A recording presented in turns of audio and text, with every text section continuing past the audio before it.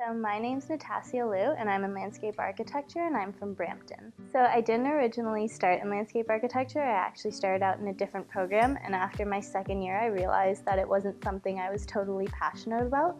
But I like the arts, I like the sciences, and I wanted to do something creative with my hands, and it kind of ended up being the perfect fit, and it was what I kind of wanted to do all along.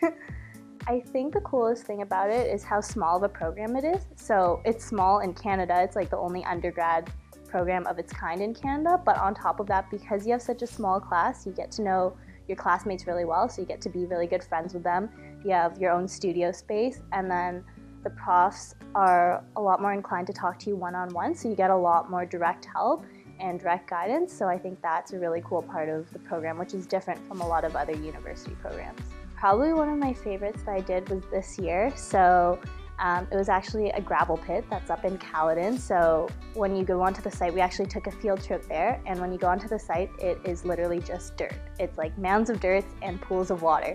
And our goal was to revitalize that and find a way to basically redesign the landscape once everyone had finished extracting gravel from it. So it was a group project, which was really fun. I got to work with other people that I've never met before.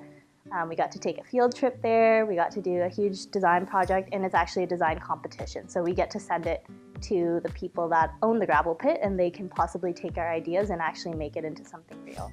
I graduate after next year, so I have one more year left. So what I'm hoping to do is finish my LAIR exams. So those are your landscape architecture exams. You have to take 4 of them to get registered and licensed.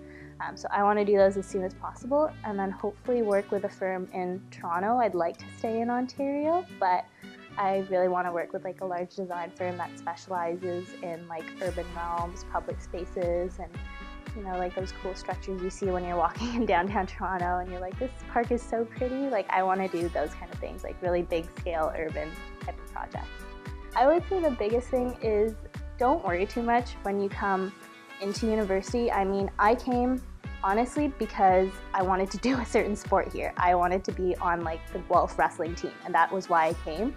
I didn't choose my program specifically to Guelph, and I mean, I ended up having to switch programs, but it hasn't set me back like at all, really. I think if anything, it's helped me to figure out what I really want to do. And I mean, it's a really great environment, so I don't think people should stress about, if you're going into the right program, this is what you really want to do.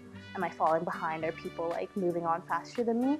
Like, it all becomes totally irrelevant. Like, it's not as big of a deal as you think it's going to be in the end, so.